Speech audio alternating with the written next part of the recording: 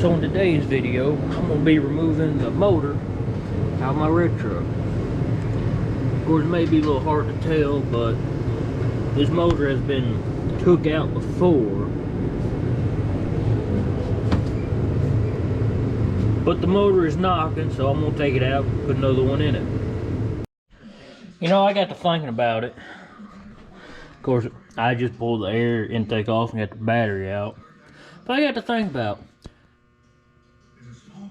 that noise I'm hearing could be one of the valves ain't adjusted right. I thought about, well, I'll just take the valve covers off and see if they're adjusted. But then I got to thinking about it. I really don't trust somebody else if they've been into this motor. I mean, it may do fine. I may not have a problem out of it, but I drive to Nashville for work, and that's about a hour and 10-minute drive one way. And if I ever do drive this to work, or just if I drive it in town where I live, I really don't want this thing going out on me. So I'm just going to go ahead and take the motor out and replace it. Then once I get it out, I'll tear it down and I'll start taking the valve covers off and see if they're just improperly adjusted. But I'll probably go ahead and just tear it down anyway to see how the bearings are, all that, see what's been done to it. Because they may just take the motor out, painted it, and put it back in. But I don't know, I'm just thinking to myself. So it's one of them things that I don't trust anybody to build a motor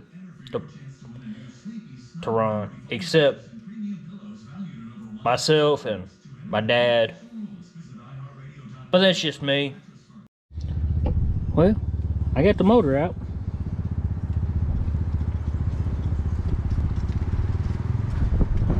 Of course, the wind gonna start blowing as soon as I start talking.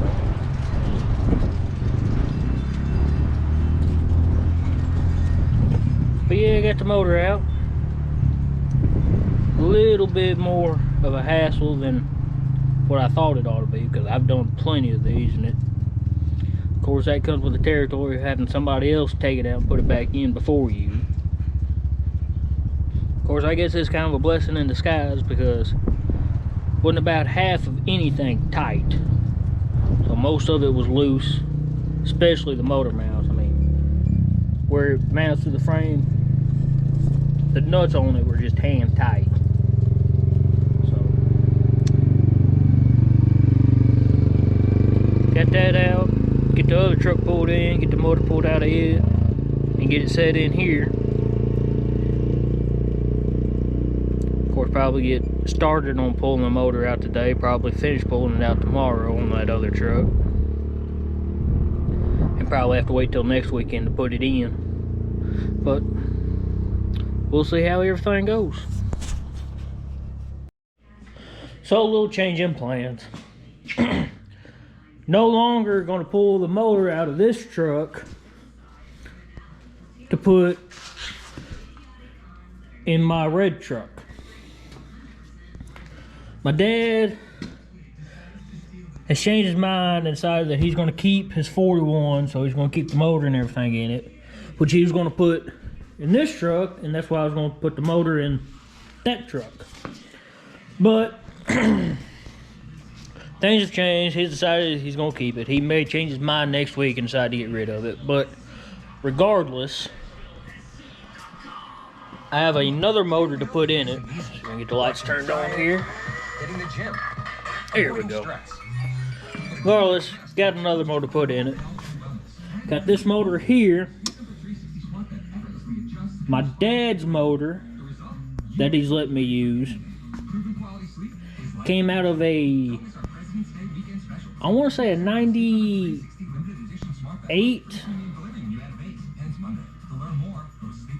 Silverado. it had spider injection on it with the true Vortec heads.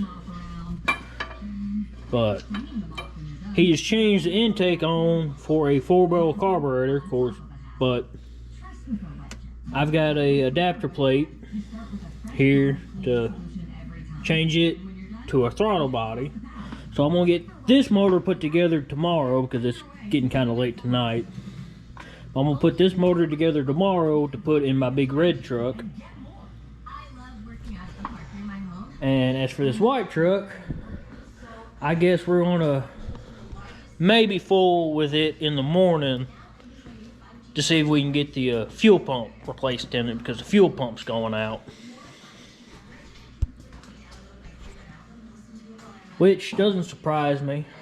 I'm surprised it lasted this long without being replaced, because I'm sure it's the original one. But got in it to move it, to bring it inside to get ready to pull the motor out, and it wouldn't start.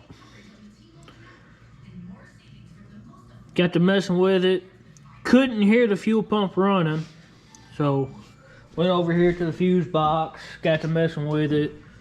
The relay for the fuel pump's clicking, and we could actually jump it with a piece of wire and get the fuel pump to cut on for like maybe 1 second, then it would cut right back off. So it's going out. But what we did to get it inside is we took this little 1-gallon jug here, set it up here, got a piece of fuel line and just a electric motor, electric fuel pump motor. Ran it to the fuel jug, ran it to the carburetor, at least got it to where it will start and move inside. But